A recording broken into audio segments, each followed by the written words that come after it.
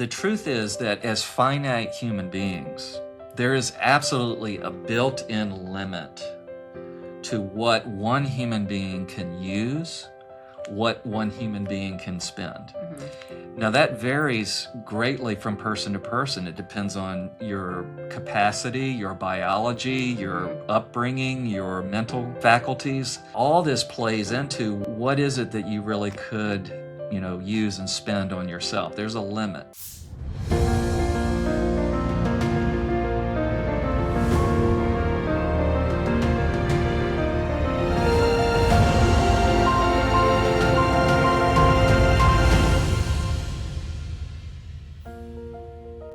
How much is enough?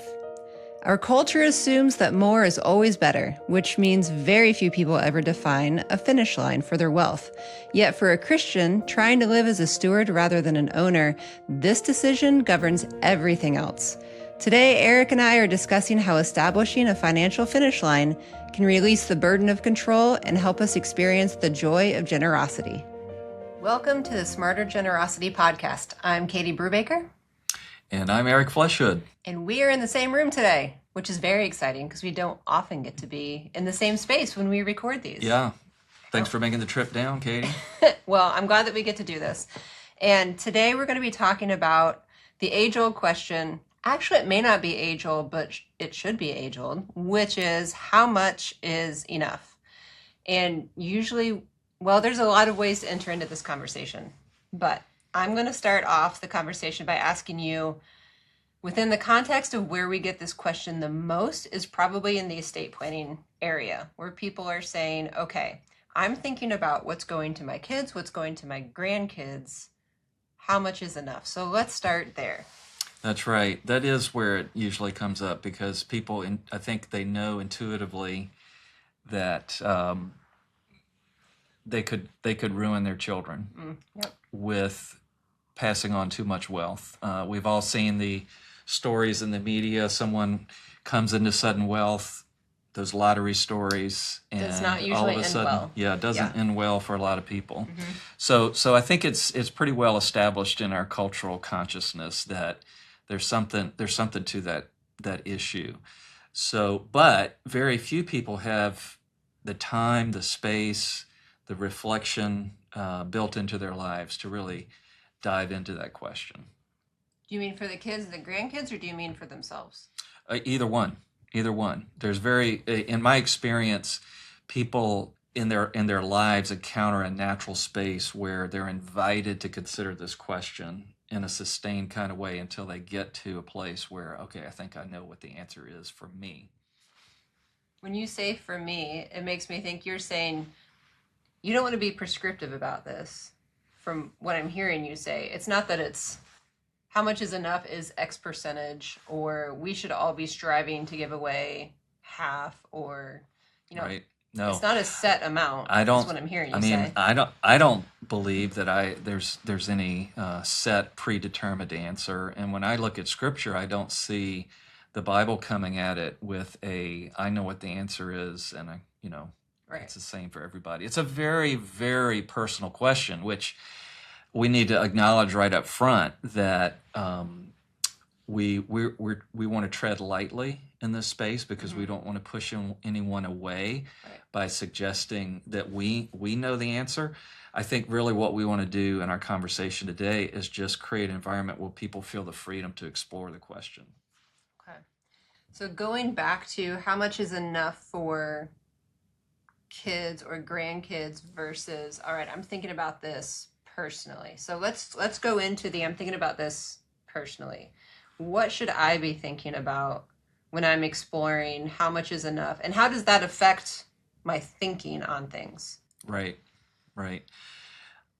I think first of all, let's just review quickly one thing that we've covered in some of our previous episodes, and that's the foundational question of who owns it. Who's the owner? Right. And we've established that is the Lord. So if the Lord is the owner and I'm his steward, then it follows on, okay, well, there's limits. The steward has limits as the steward and not the owner. What do you mean?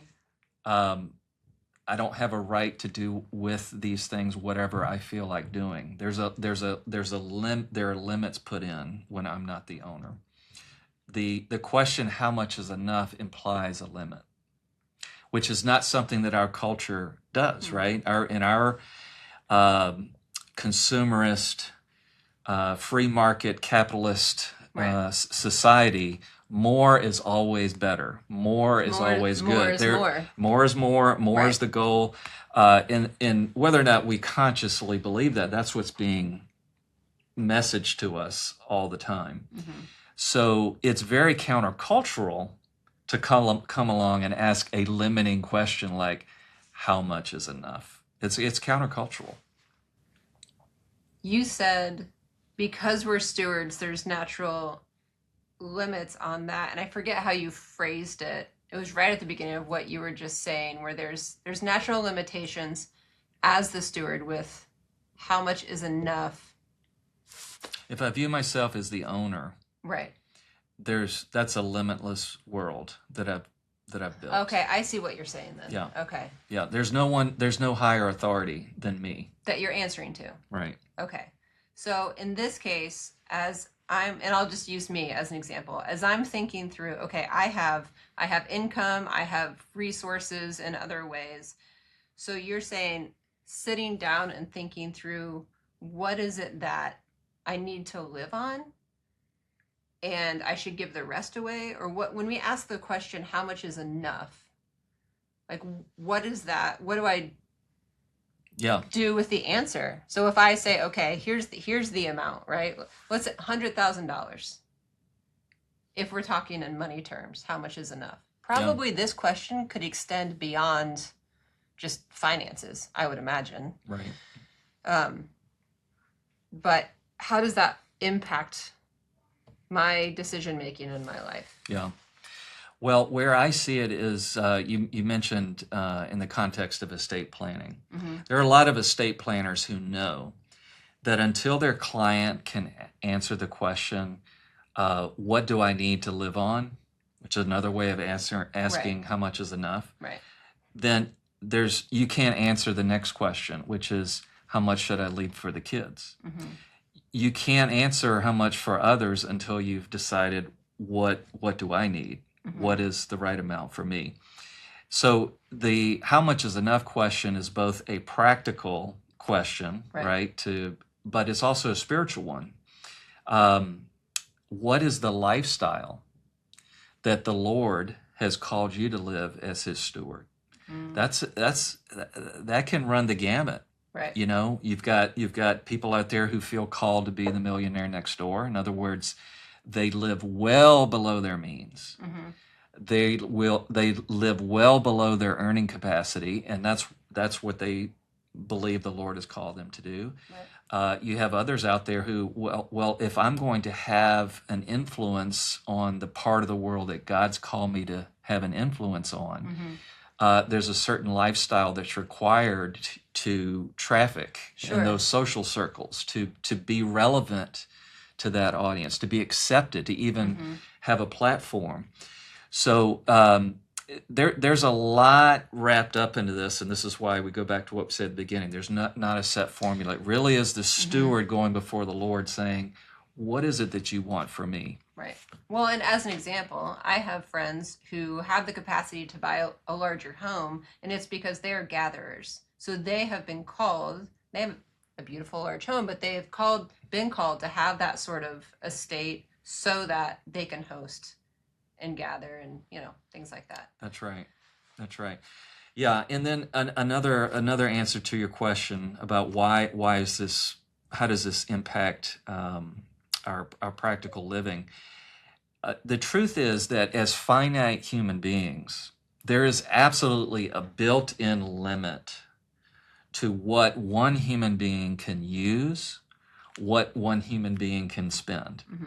Now that varies greatly from person to person. It depends on your capacity, your biology, your upbringing, your mental faculties.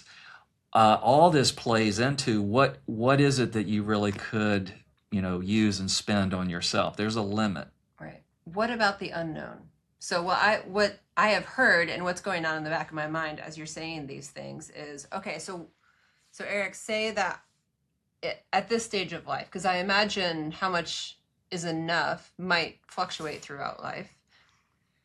What if I land on a number, land on a lifestyle? I say, but I don't know what the future holds. So what if I determine this now, I give the rest away, and I'm going to need it in the future because there's, medical needs, or, with my family or me or something like that. How does the unknown future factor Yeah, into it's this a equation? good question. It's a fair question, but you're kind of jumping ahead. Oh, sorry. Because you really first have to establish how much is enough for me, how much is enough for my children. From there you can get a much better answer to the question of how much to give away. There's all kinds of other questions that come up around that, the savings question, the retirement question, all of that. Okay, yeah. But financial planners, people in our space, estate planning attorneys, they all know until you answer that foundational how much is enough, from there it gets even more difficult to answer the other questions. So if I'm giving away 10% right now, but I haven't really answered that first question of how much is enough, then it sounds like I may not be as honoring in my generosity, or really or very thoughtful about it necessarily, as what I could be. I mean, the 10%'s great. I enjoy that. But maybe the Lord's calling me to something different. And what you're saying is, once my husband and I determine how much is enough for us to live on, our family, our lifestyle, that's when we can really start being intentional about generosity. If I'm following what you're saying. Well, yes, I think I would put it this way: if you do the work of figuring out how much is enough for me, the next question is, what does God want me to do with the rest? Right. Giving is certainly a part of that, but that I certainly don't want to limit the universe of what God could be calling you to do with the rest to just giving. So that would be presumptuous. I wouldn't go there necessarily. What are some other options? What about sharing? What about sharing with with friends? When you say, so that's not giving. So in my mind, that's in the giving bucket. I mean, it's not tax deductible. That's what I thought you meant by giving, like to a charitable organization, to my church, right? Okay, like, yeah. What about your business? What about the business that is dependent on the capital that you have? What if you're starting a business, right? Like, it's not affecting what I live on or my lifestyle, but God's called me to cause this business to flourish, to employ other people, to do good through business. So that could be like an investment route. I mean, so that's right. Right. That's right. Yeah, there's all kinds of ways that we take dominion over the creation as God has called us to. That there's many expressions of that. Certainly, how we deploy our possessions plays into that. But just to say, there's a lot of options out there for what to do with true. what God's given to us. Right. Yeah, no, I think that's a great point of thinking through not just with the extra, with the surplus, because the Lord's given us a certain amount. And so what do we do with what we don't need? And the answer isn't necessarily always going to be tax deductible giving, right? Of course not. No. So it can look a whole bunch of different ways. And frankly, I had never thought about it in those terms. So if there's, and I usually end our conversations like this. Now, if you think I'm ending it prematurely, feel free to redirect here. But I want to say, if there's one thing then, because I just had my aha moment here, if there's one thing that you want us to walk away with from the how much is enough conversation, like what would you distill it down into? Yeah. Well, but I was thinking about the verse in Proverbs that says, the writer says, Lord, don't give me poverty, and don't give me riches, because there's a danger in both things. I could be so poor that I'm chasing after what I need to the degree that I'm ignoring you, I'm leaving you out of my life. Likewise, I could be so wealthy that I have no need of you and I'm not looking for you. So I love that verse because it brings up this issue of how much is enough, what's the right amount, but it also says there's a range. There's a range out there. So I think where I would leave the conversation is, if you're not having this conversation with your spouse, if you're not having it with your financial planner, if you're not having it with your children, if you're not opening up your Bible and having this conversation, do it. And keep asking the question until the Lord reveals an answer to you. I think that's great. And I like how you brought the scripture in too to end it, because like you said, you've got ditches on either side of that, and that path looks different for all of us. So thank you for walking us through that. Yeah. Katie, I really appreciate the opportunity to bring this up and talk about this. And you've asked some really good second and third questions to dig into this. And yes, we brought up some of the tensions in this question, but I think hopefully for our audience today, we've invited and created a way for them to ask this question of themselves before the Lord. And I think it was really important that we talk about this today. So thank you. Thank you. Thanks for your insights, Eric. And we'll see you next time. Bye. Thanks for listening to this episode of the Smarter Generosity podcast. I hope this conversation gave you permission to slow down and consider the question, how much is enough? For you, for your family, for the season of life, it's not a question with a formula, and it's not one you answer once and file away. It's a question you need to keep bringing back to the Lord, to your spouse, and to the people who know you well. And until you've worked through it honestly, almost every other stewardship decision rests on shaky ground.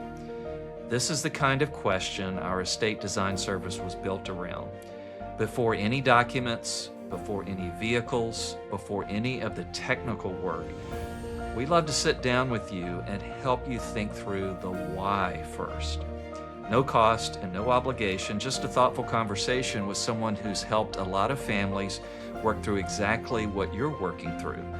You can find out more at crewfoundation.org, or just call us at 800-449-5454 and tell us you would like to talk. We'll see you next time. The Smarter Generosity podcast is for spiritual edification and educational purposes only. It is not intended to be legal or tax advice. Consult your professional advisor prior to making your gift.